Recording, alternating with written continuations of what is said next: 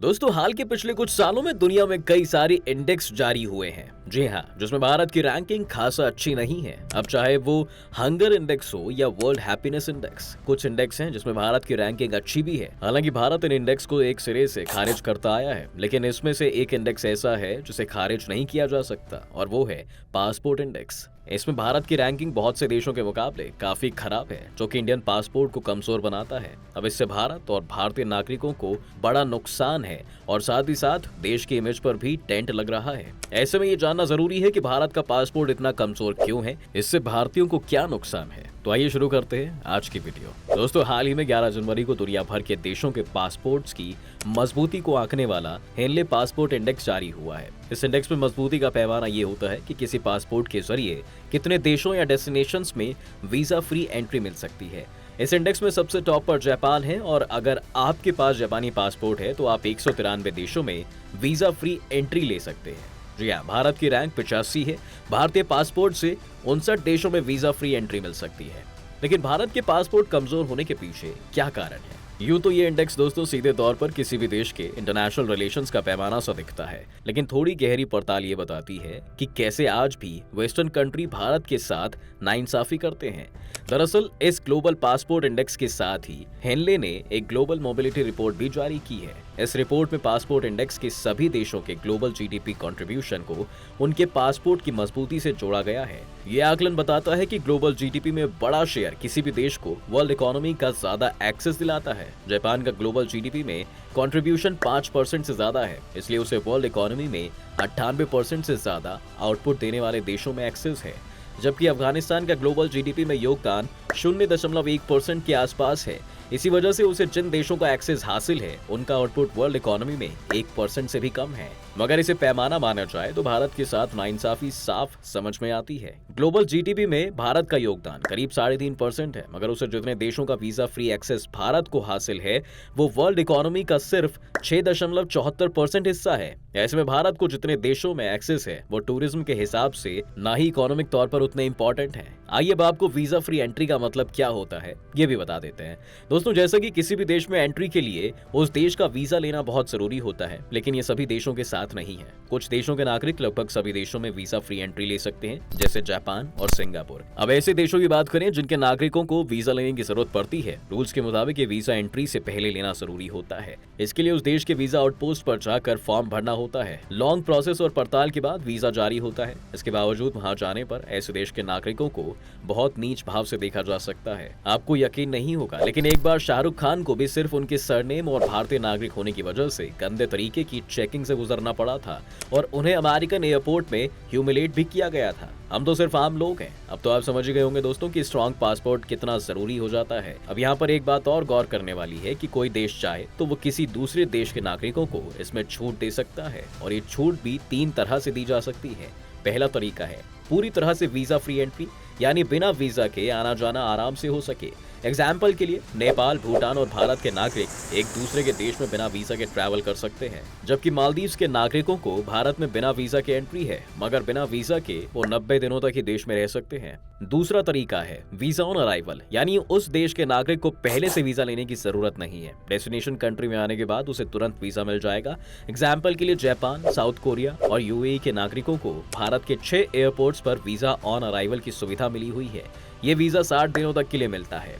तीसरा तरीका है ई वीजा, यानी किसी वीजा आउटपोस्ट पर जाकर लंबे प्रोसेस से गुजरने के बजाय ऑनलाइन अप्लाई कर तुरंत वीजा हासिल कर लिया जाए। भारत ने पूरे यूरोप और दुनिया के करीब 140 देशों के लिए ई वीजा की सुविधा दे रखी है। ये वीजा 30 दिनों से 180 दिनों तक के लिए जारी होता है। बता दें कि हेनले पासपोर्ट इंडेक्स में वीजा फ्री एंट्री और वीजा ऑन अराइवल को गिना जाता है। हेनले एंड पार्टनर्स ने 2006 से हेनले पासपोर्ट इंडेक्स जारी करना शुरू किया था। 2006 में इस इंडेक्स में 187 देश शामिल थे। तब भारत की रैंकिंग 71 थी, लेकिन वीजा फ्री एक्सेस सिर्फ 25 देश का था।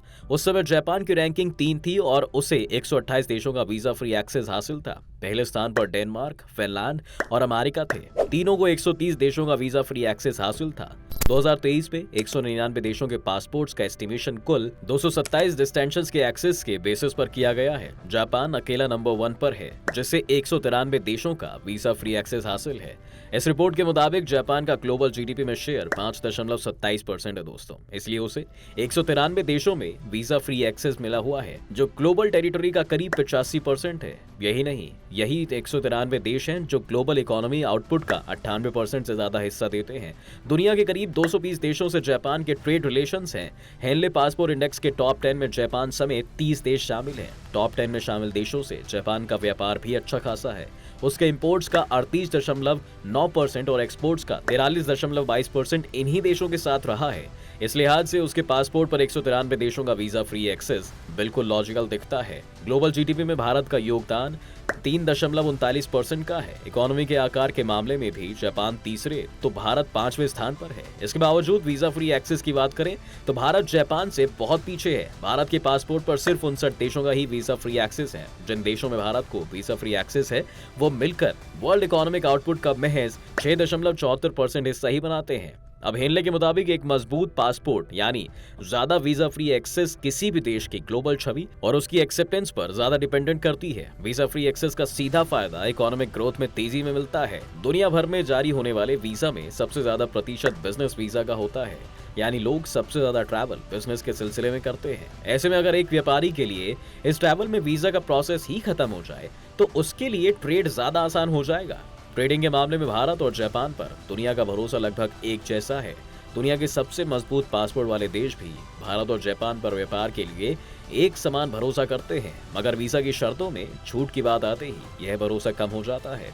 लंदन की फर्म हेनले एंड पार्टनर्स ने साल 2023 के लिए जारी की इस लिस्ट में सबसे मजबूत और सबसे कमजोर पासपोर्ट की जानकारी दी है। ग्लोबल पासपोर्ट की इस लिस्ट में 199 देशों के पासपोर्ट को शामिल किया गया है, जिससे 227 देशों में सफर किया जा सकता है। इंटरनेशनल एयर ट्रांसपोर्ट एसोसिएशन की ओर से दिए गए डेटा के बेसिस पर यह रैंकिंग दी जाती है। हेनले पासपोर्ट इंडेक्स के मुताबिक दुनिया का सबसे पावरफुल पासपोर्ट जापान का है। उसके बाद दूसरा नंबर सिंगापुर और साउथ कोरिया का आता है।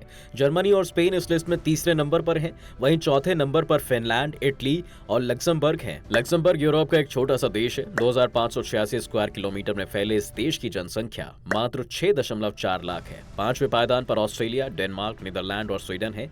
हेनले पासपोर्ट इंडेक्स के मुताबिक 2023 में भारत की रैंक 85वीं है। वहीं इस रैंकिंग में पड़ोसी देश भूटान 90 नंबर पर है। वहीं चीन का नंबर इसमें 66वां है और बांग्लादेश 101वें पायदान पर है। आर्थिक संकट की मार झेल रहे पाकिस्तान का इस सूची में बेहद खराब नंबर है। पाकिस्तान को इस इंडेक्स में 106 नंबर की रैंकिंग दी गई है।